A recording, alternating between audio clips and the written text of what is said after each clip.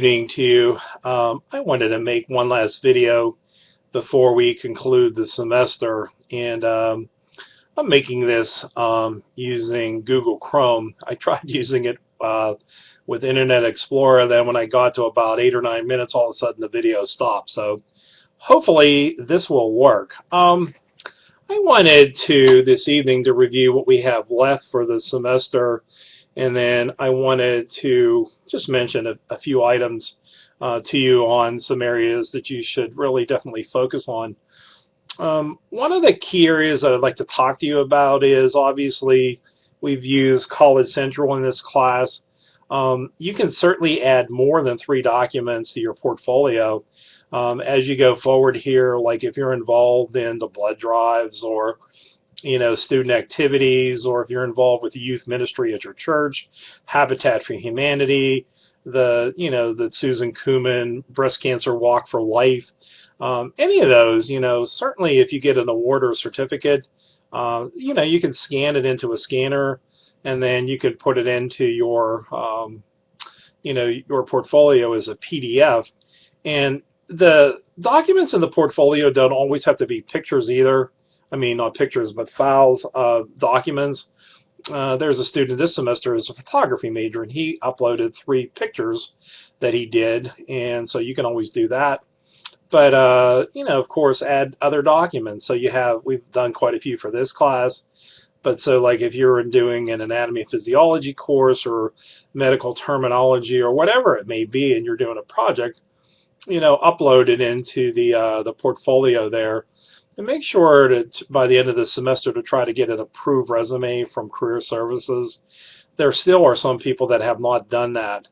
I would further urge you to create a profile on www.linkedin.com, and it's an online resume, really, is what it is. And so you can start working on it a little bit by little bit. But I mean, as a college student, you could include key courses that you've done, if you've had any internships or practicums or clinical work or whatever that may be. You can always add that. But of course, community involvement and so on. So I'm on there. And if you get onto LinkedIn, you want to become linked together, you can send me a request, and I definitely would welcome that. And further, if you ever wanted me to write a letter of recommendation, I can write it directly on LinkedIn. One of our former employees here at WCCC, she was about 50 years old. She decided it was time for a change in her life. She completed a degree in human resources management, so she decided to move to Florida. So I wrote a recommendation for her on LinkedIn. One of the vice presidents did, and then another person in the student services area did. And so she had actually 3 strong recommendations from the college, but she also had another one from a real estate company where she used to work. So consider doing that. And then the other benefit of LinkedIn is you can join groups. So say if you're in computer science, or if you're in computer networking or radiology technology, you can join a group and you can get connected to other people that will help you not only with finding work, but in some fields you have to get these continuing education credits, every couple of years, and so they can tell you like where Con Ed courses are being offered and so on.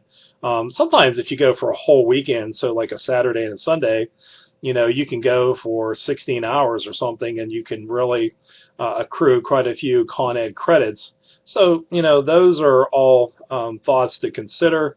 At WCCC, our career services can help you, with a resume, with a cover letter, if you want to practice interviewing, whatever it is you want to do. I mean, we're available here to, assist you. So, just a couple of points that I wanted to tell you on some items that I have, and I may have showed these before, but I'll show these again.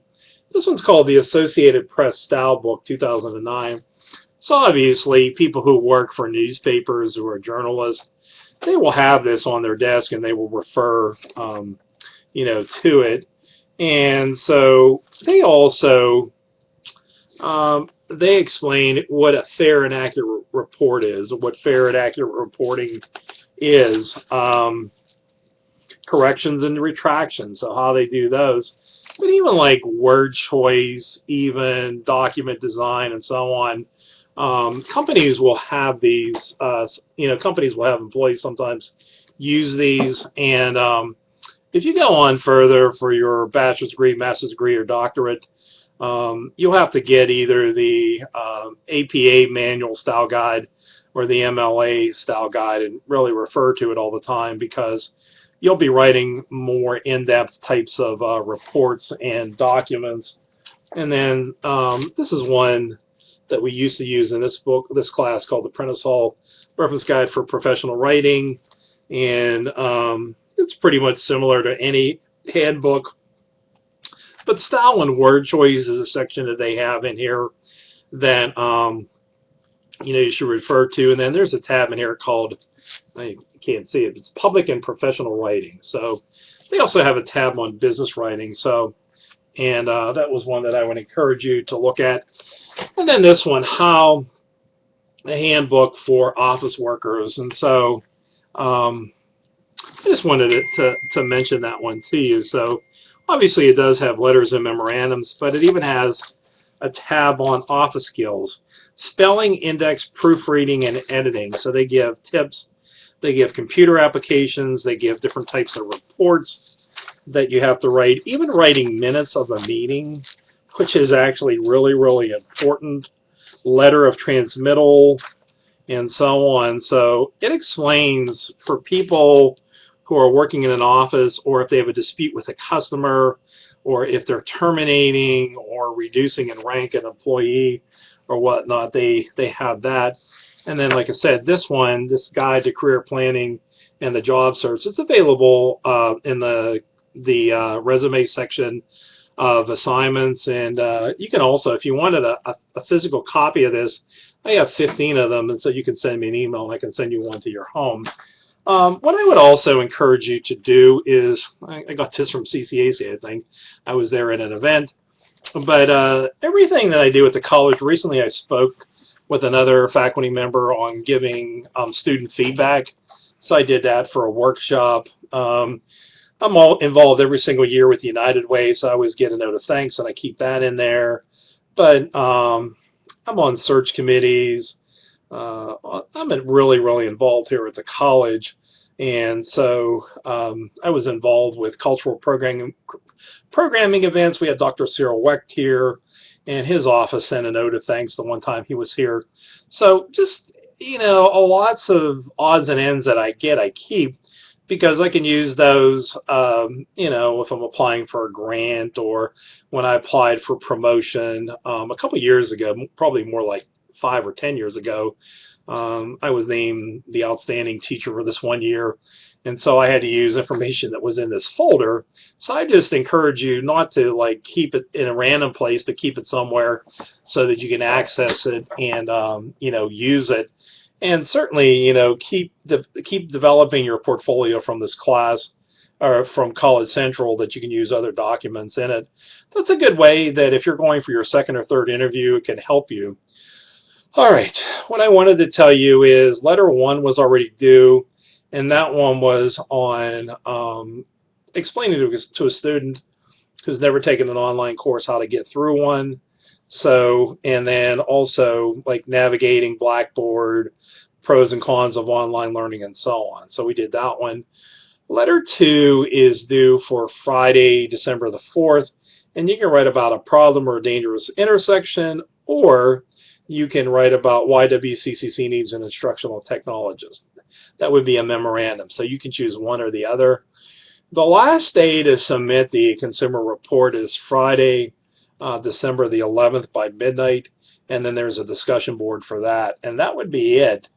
If you complete those sooner, then you will be finished with this class. So anyhow, I just really wanted to kind of reiterate a couple points to you.